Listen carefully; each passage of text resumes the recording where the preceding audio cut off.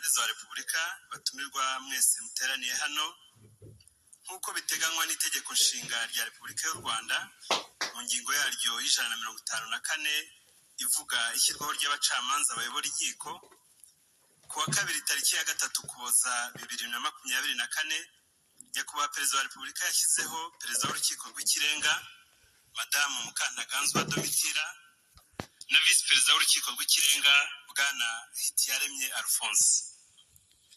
Nk'uko kandi biteganywa n'itegeko nshinga rya Repubulika y'u Rwanda mu ngingo y'156 ivuga irahira ry'abacamanza n'ingingo ya 63 iteganya indahiro y'abayobozi, uyu munsi hano mu ngoro y'inteko ishinga amategeko hagiye kubera umuhango wo kwakira indahiro ya Perezida w'Urukiko rw'Ikirenga na Visi Perezida w'Urukiko rw'Ikirenga. Nyakubahwa Perezida wa Repubulika, muri uyu mwanya mugiye kwakira indahiro ya Perezida w'Urukiko rw'Ikirenga Madamu Mukantaganzwa Domitira. Arigira imbere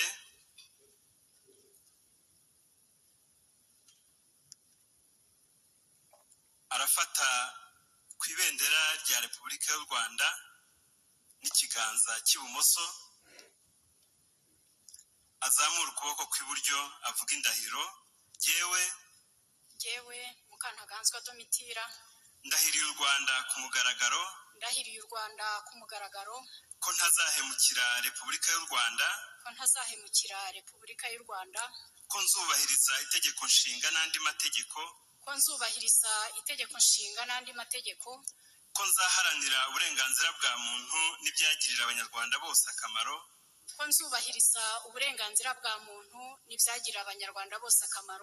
ko nzaharanira ubumwe bw'abanyarwanda, ko nzakorana umurava imirimo nshinzwe, ko ntazakoresha ububasha mpawe mu nyungu zanjye bwite, nintatira indahiro nzabihanirwe n'amategeko. Imana ibimfashemo.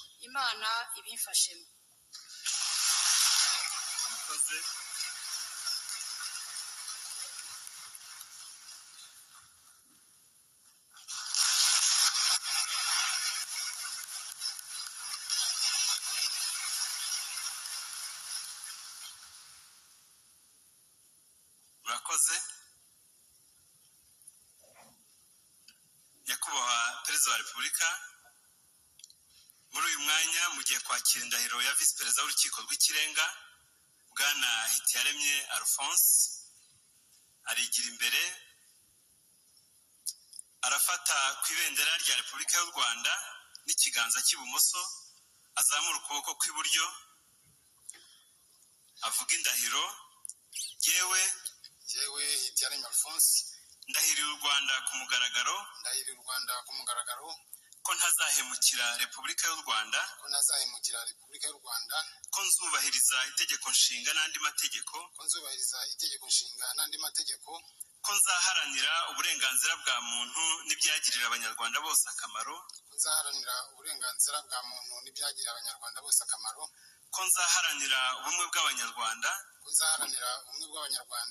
ko nzakorana umurava imirimo nshinzwe, ko ntazakoresha ububasha mpawe mu nyungu zanjye bwite, nintatira indahiro nzabihanirwe n'amategeko. Imana ibimfashemo. Murakoze.